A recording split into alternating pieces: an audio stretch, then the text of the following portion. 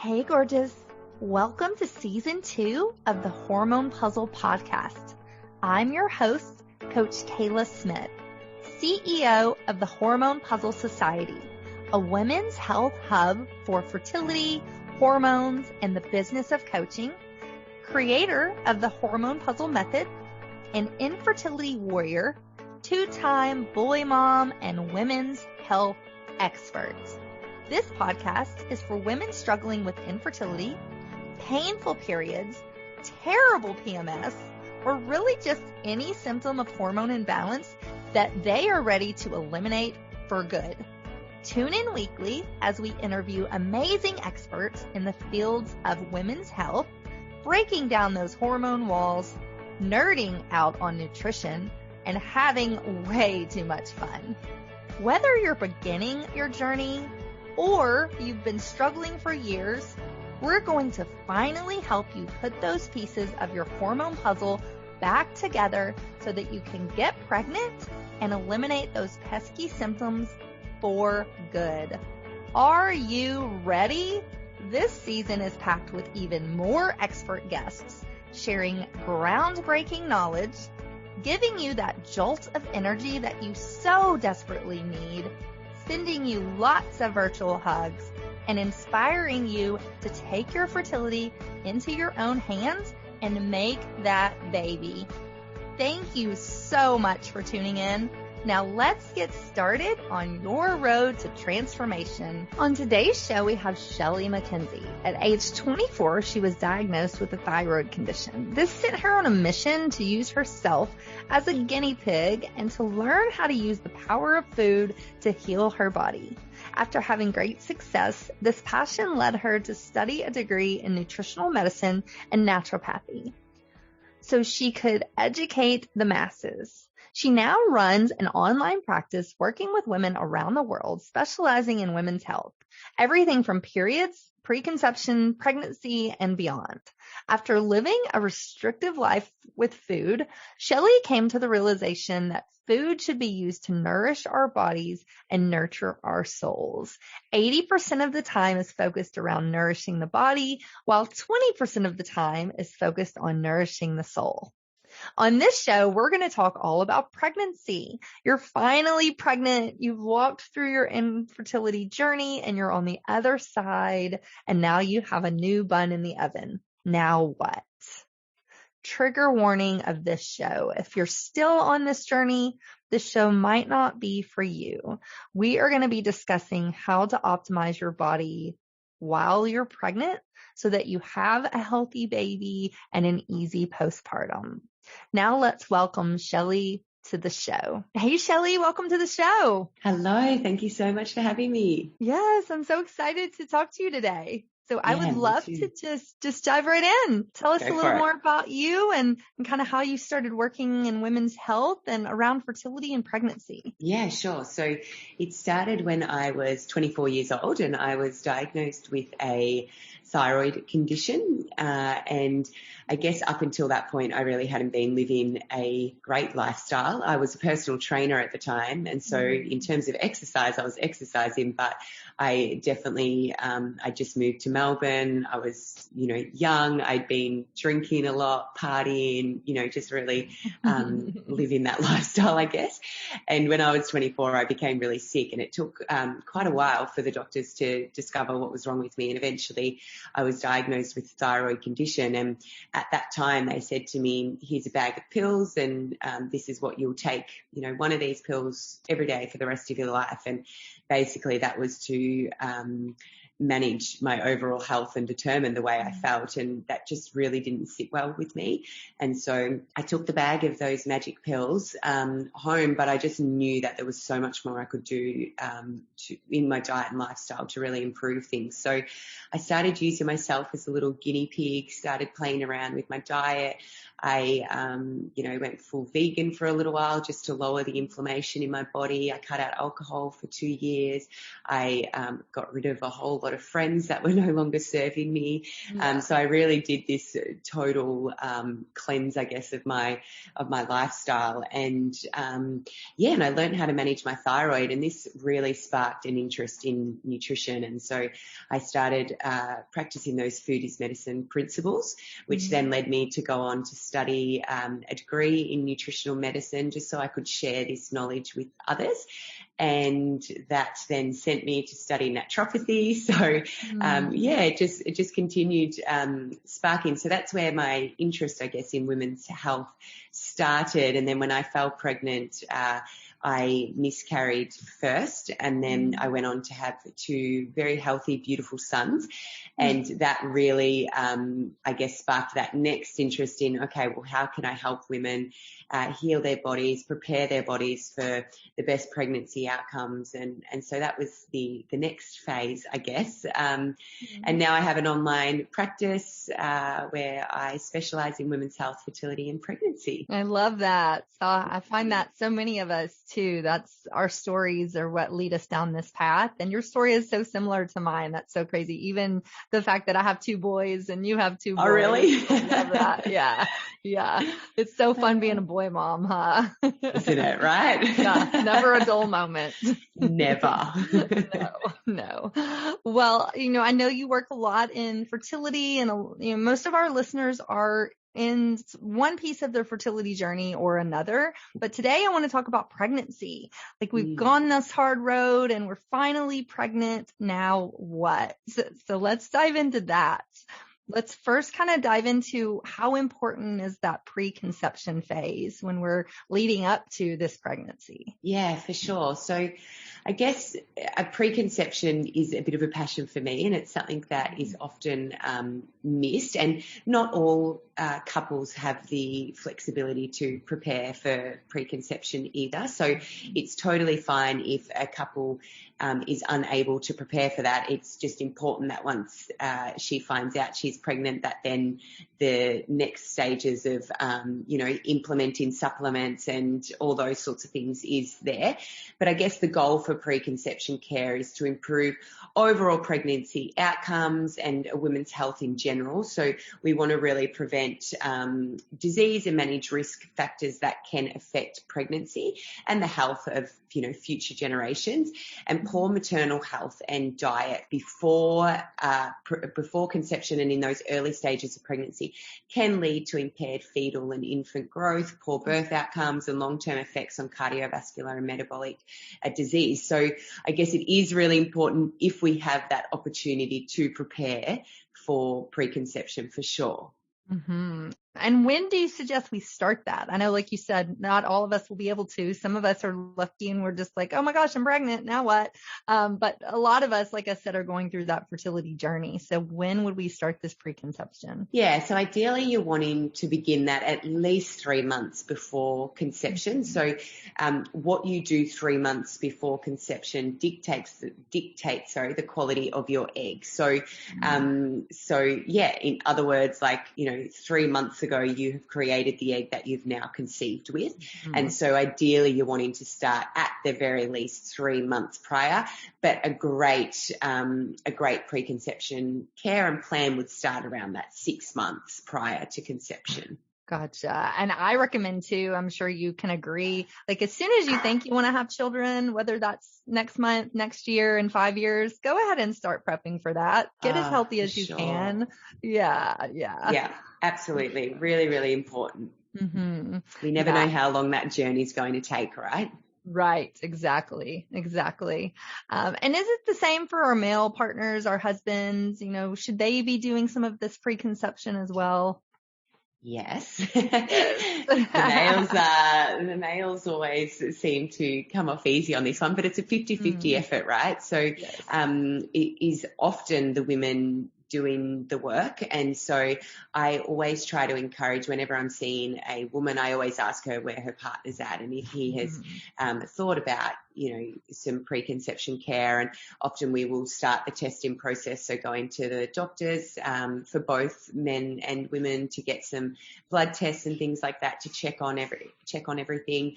And there is that growing body of evidence showing that women and men's health, both women and men's health, and lifestyles before conception do affect those pregnancy outcomes as well. So I guess the key focus when working on the male is things like adding in different nutrients to increase healthy sperm maturation and motility. We're also increasing antioxidants and trying to protect against those oxidative stresses as well. For sure. I know I always try to remind my clients that it's definitely 50-50. And then, sperm health it's cellular. Sperm is just a bunch of cells, just like our eggs are. So it's really diving into, like you said, those antioxidants, those things to reduce oxidative stress and all of that. Super important. Yeah, absolutely. Yeah. And I just think if the woman is doing all of this hard work, and particularly if there's some sort of struggle falling pregnant, it's really important that both partners are on the same page and are doing the work as well, because I've seen it time and time again where the woman's invested all this money and time into her health, and then only to find out 6 or 12 months down the track that it was actually the partner that had some problem with his with his sperm or what have you. So it can be really disheartening for the woman. The woman can start to get a little bit of resentment towards her partner as well.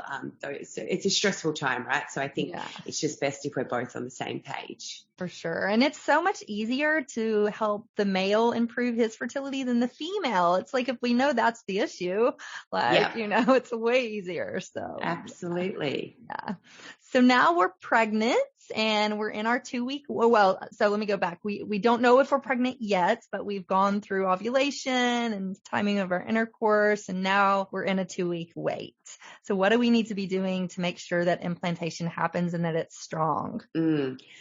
So I think a big one, and it's often overlooked, is I always like to focus on that stress response. So when we're in that state of stress, as you'll know, we go into that fight or flight, and basically our body pumps all of our blood down to our legs, and so it stops pumping that blood to things like our reproductive system, because our bodies are designed to get us out of danger, right? And so if we're in that state of fight or flight, then essentially our reproductive system is starting to shut down. So I really like to focus on stress. So whether that be implementing, some long walks, some meditation, practicing mindfulness, and then supplementing with the appropriate supplements as well. Obviously, if we're unsure if a woman's pregnant or not, herbs might not be the right thing to use there. So women need to be aware that whatever supplements they've had in their preconception journey, they do need to make sure that they can take that through pregnancy also. So focusing on stress, I think, is a really big one. I always recommend acupuncture for just general fertility, but regular acupuncture has some research around fertility and being really helpful as well. Focusing on more of like a whole food diet. So just think lots of vegetables and fruits and colours, and be really mindful of caffeine, alcohol, and cigarette intake as well, because all of these can really affect our reproductive health. So any stimulants that you may be having, I would definitely, if you haven't already, cut those out in the preconception journey. Now would be the time to really limit or avoid as well. For sure. And then what about nausea? Is there anything we can do for that? Yeah.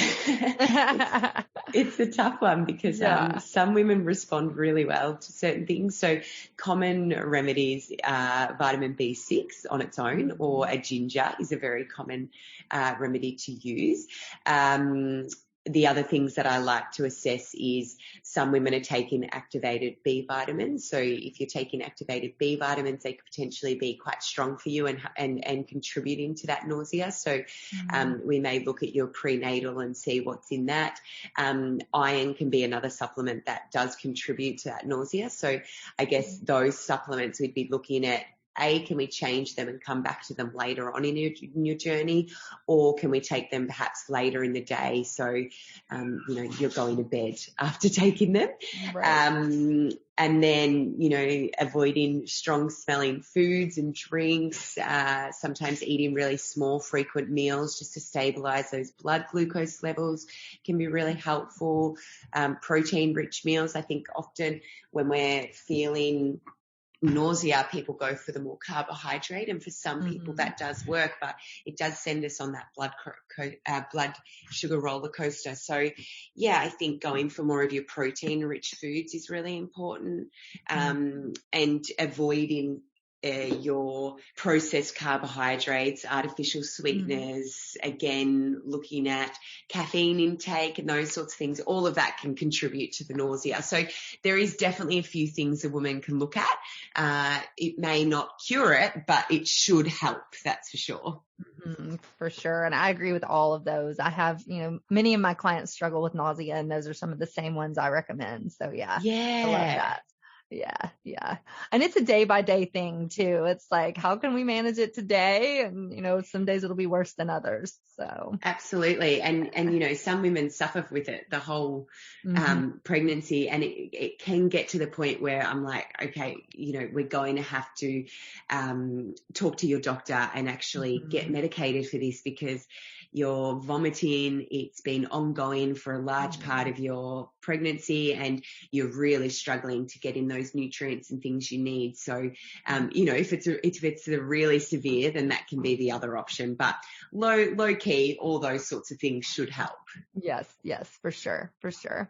So let's talk about myths. Are there any myths around pregnancy that you hear, and maybe we can debunk a couple of those? Oh my gosh. Okay. I sort of wish we had like people calling in or something, because there's so many, and I hear new ones all the time.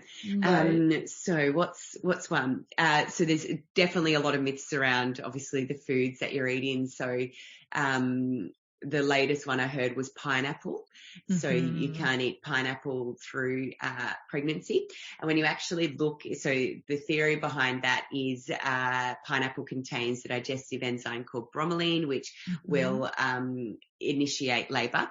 When you actually look into the research, you have to eat an entire pineapple and the entire core. And most people aren't eating the core, but that's where a lot of the bromelains actually live, in that core. And so, if a woman's just having a few pieces of pineapple as a snack, totally fine. But if you're going to eat the entire pineapple and the whole core, you might want to, you might start getting some cramping and some digestive issues come up. I'm not sure if it'll initiate labor, but I mean, there's lots of like old wives' tales around that, like what foods you shouldn't eat because it's going to do X, Y, and Z. Another one I heard lately was tahini, because it has hummus in it. I'm not even sure what the theory behind that is, but there's lots like that, I guess. I don't know. Have you heard any wives' tales and myths? Yeah. I'm trying to think. I feel like too, I've heard so many that it's like, what have I heard? Oh gosh, I can't even think of any right now, but No, I'm the same. There is so many of them. And I think before we go cutting out full food groups, because this is what happens, right? We hear this and we think, oh my gosh, I want to do what's right for my baby. And so then we just cut it out without even, talking to somebody qualified in the area, or at least looking into the research, not Google, but the research. And so we can potentially be cutting out foods that can be really beneficial and hold a lot of nutrients. So it's sort of this, like, I guess that's what we need to be thinking about, is this, going to really affect the baby? And I always go quality as well. So for instance, a lot of women cut out eggs. So are told to cut out, and avoid runny eggs and things like that.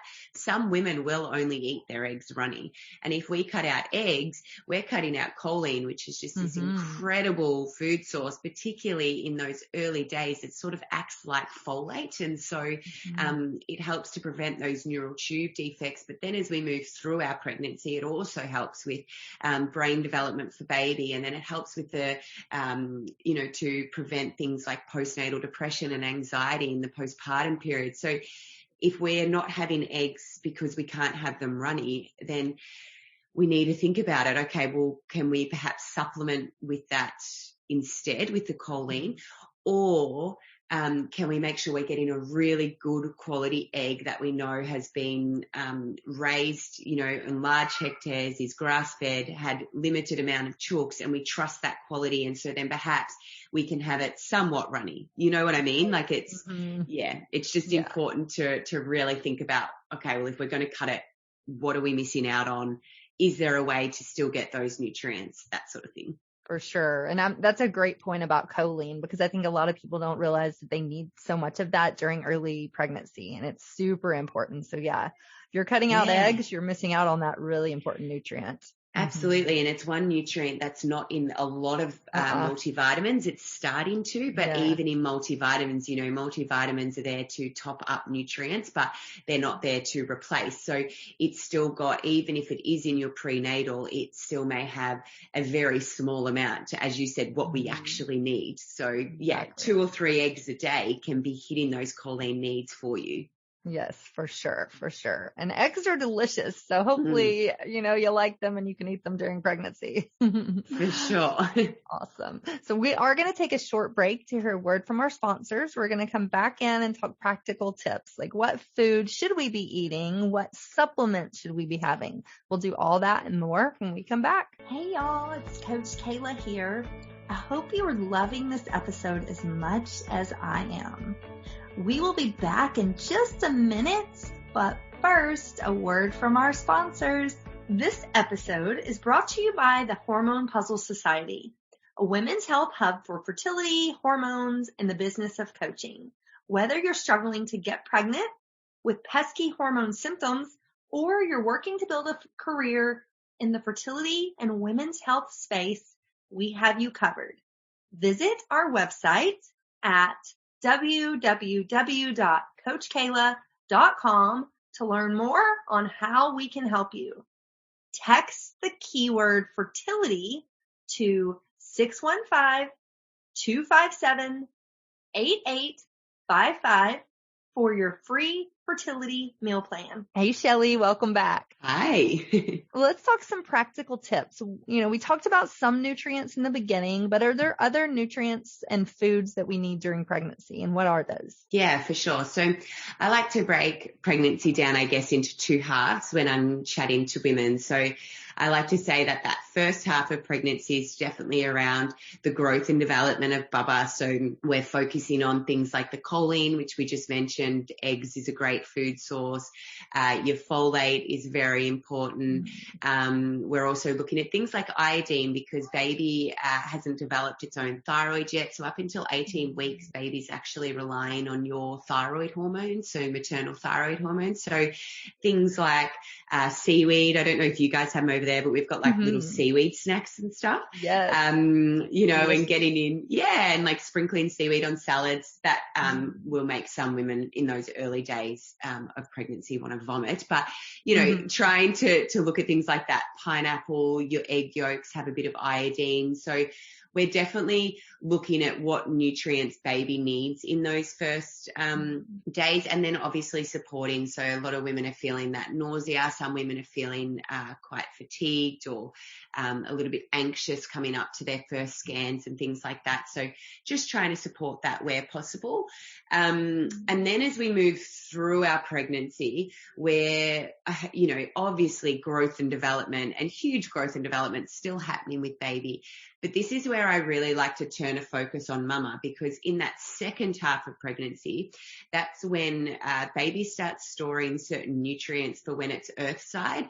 And so not all nutrients are transferred through breast milk, assuming Mumma's breastfeeding, to baby. And so baby starts storing things like iron and vitamin D. It starts storing a lot of omegas. So second half of pregnancy, Mumma can start to feel really depleted, because Mother Nature prioritizes our baby, and so our baby is able to store all these beautiful nutrients, but Mumma can start to feel depleted. And again, if Mumma's feeling depleted, then and say something like her iron stores are low, that's when in that postpartum period she can be at a higher risk of things like the postnatal anxiety and depression. So in that second half, I'm really focusing on the mama and supporting baby's needs, obviously, but just trying to make sure that mama also has enough nutrients so we can avoid anything in the postpartum period. So yeah, we're really focusing on iron. It's important if you're going to supplement with an iron to go for a really good practitioner grade iron, not necessarily one that is just from the chemist or supermarket, because iron, if it's a poor quality, can constipate us, and our bowels have already slowed down in pregnancy, so it can become a really uncomfortable situation, and women can just go, oh well, it's constipating me, I'm not going to take it. But often it's the quality. So we'd look at supplementing with iron depending on how much sun you're getting and your skin color. We would also look at vitamin D. So if you have darker skin, you're less likely to absorb vitamin D or high, less likely to absorb higher amounts of vitamin D from the sun. So we may need to look at vitamin D. And then, it depends on the situation. We've just come out of lockdown here in Melbourne, Australia. So we're all a bit low in vitamin D. If you're in winter, you're probably a little bit low in vitamin D. So that's really important. And then your omegas. So your DHA is another one. So getting in lots of really nice quality fish is important, and trying to get those DHA sources. So your olive oil, flaxseed oil, all of those sorts of things. So that's sort of like how I'm moving through the pregnancy. So when it comes to food, and I mean, second half of pregnancy, obviously the iron and vitamin D, that's also really important in first trimester and second trimester, because we're trying to prevent that depletion occurring. So they are still nutrients that we focus on as well. And then I guess in terms of supplements, it's prenatal is really important. And then, it definitely depends on what your dietary restrictions are as well, I guess. So if you're vegan, you perhaps might need to supplement with a few more things like your DHAs from a plant-based source. If you're vegetarian, or if you're a meat eater, then you'll probably find that you can get a lot of it in through your nutrition, but you just might need to top up here and there with supplements. And then just depending on the ranges and dosages of everything as well. Has that sort of answered that question? Sorry. Yes, for sure. Like I rambled. Sure. Yeah, no, that was great. That was awesome. So is there any that we need to stay away from? Like foods? No, like our supplements. Like, we talked about this a little in the first half, but, say we're taking a lot of supplements for fertility and now we're pregnant. Should we pull back on some of those, or is that more of an individual case by case based on what you're taking? Yeah, definitely based on what you're taking. Very important to make sure whatever you're taking is safe during pregnancy. You'll probably find most herbal tinctures and tablets are not safe in pregnancy. There's just not enough research around pregnancy. In general, I guess women aren't going to say, oh yeah, you can do case studies on me and my baby, right, and I'll take, this amount of supplement. Like, it's just not going to happen. So we are lacking in quite a lot of research. So herbal tinctures or anything with a herbal ingredient in it, besides your ginger, I generally stay away from. And then things like raspberry leaf tea is fine later on in pregnancy, but we wouldn't do that early in pregnancy. Nettle tea is another really nice one because it's really high in iron and vitamin K. So those sorts of things I would generally bring in those herbs through teas, if anything. And then I guess later in pregnancy, if a woman is supplementing with omegas, so with a fish oil or some sort of DHA, EPA, I do stop that around that 35 weeks just because it can inhibit prostaglandins, which do help us initiate labor. And so because we don't want any interference with labor happening, then I do always take out a fish oil around that 35 weeks if she's been supplementing, but from a food source, absolutely fine. Other than that, it would just depend sort of on a case by case as to what you've been taking. Most women, not most women, but a lot of women, probably most women should take some sort of stress management supplement through that preconception phase, just because I think sometimes we don't understand the effects that it's having on us until the afterthought. We go, wow, that actually really affected me more than what I realized. And as we talked about that fight or flight earlier, so I always have a woman on some sort of stress support as well. And if that's just a basic magnesium, then that can transfer through to pregnancy. But sometimes that can have herbs and things in it. So yeah, it's just checking out what you've got, going back to your health care provider and just seeing how they can be adjusted for sure. I love that. I love that. And is there anything for the male partner? I know right now we're talking pregnancy, but for fertility and like preconception, is there any foods and supplements that he really needs to pay attention to? Yeah. So, I mean, I would like to get all males onto a prenatal as well. So preconception. There's some really good ones out there that do focus on the male specific ingredients. The other ingredients I would like to look at for the male is things like your CoQ10, which is really amazing for their sperm health. I look at selenium and zinc, so looking at some of those minerals as well. And again, depending on the male will sort of depend on the dose, and there'll be a little bit of those in the preconceptions of the prenatal, but probably not a lot.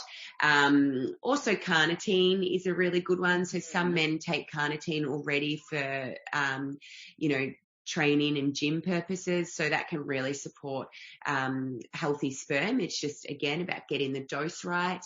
So they're sort of the main ones that I'd be looking at. And then, I guess all nutrients, if we're focusing on that whole foods diet, so getting in lots of fruits, vegetables, a variety of nuts, seeds, protein. If we're focusing on that whole foods diet, then you're also going to be ensuring that on top of your supplements, you're ticking off quite a lot of those nutrients, whether you're female or male. For sure. I love that. So tell us where we can find you. How can we work with you, and, where are you on social? Yeah, so I hang out at Freedom Wellness on Instagram. You will find me. And my website is just freedomwellness.com.au. And I have an online practice, which you'll find on either of those sites. And I'm obviously in Australia, so our time difference may be a little bit different, but I work with people all around the world. So as long as we can find a time, we're good to go. Yes. And we have listeners from all over the world, so we're good. There's time zones, every different time zone represented. So yeah. Amazing. I love it. Yes. So any final thoughts you want to leave us with? Any words of encouragement or, any affirmations? I think just, if a woman's in her preconception, fertility phase and not yet pregnant, but been doing that hard slog, I think the main thing is, everybody is here to support you. And so you just need to ask for help when you need it. It's okay to, to feel however you're feeling. I think sometimes we try to dampen the fact that it can be a stressful, emotional, draining, period for some women. So I think, ask for help, just reach out whenever you need. And, your time will come. Or I just think when a woman is ready to be a mother, she will. And I just truly believe that the universe will bring that to us when our time is right as well. So just trust that the universe has your back. Yes, I love that. And I completely agree. So thank you so much. Thank you for being here. Welcome. It was so thank fun you for having me. Yes. And thank you, ladies, for listening to the Hormone P.U.Z.Z.L Podcast. Until next time, bye. Hey, hang on just 1 second before you go. I want to make sure that you are aware of all of the amazing free resources that I have for you on my website at CoachKayla.com. From a fertility meal plan, a cycle syncing quick start guide, a holistic healing cookbook, as well as master classes, blog posts by me and some amazing experts in the fields of fertility, hormones, and nutrition. So many wonderful resources that will help you on your journey. And I wish there had been something like this when I was going through my 2 years of infertility, but there just wasn't. And so that's why I decided to create all of this for you. So make sure that you go and check it out and you take advantage of this plethora of support that I have provided for you. And spoiler alert, these were some of the same tricks and the same foods that I used to get myself pregnant, not once, but twice, even after my doctors said that I couldn't. So I know that these things work. So make sure you take advantage of that. And I cannot wait for you to be my next success story. So thanks, love. See you soon. Thanks for tuning in today to the Hormone Puzzle Podcast. Check out the show notes for today's episode at CoachKayla.com. If you like what you hear, please subscribe and leave a review. Thanks for hanging out with me, and I'll see you next week.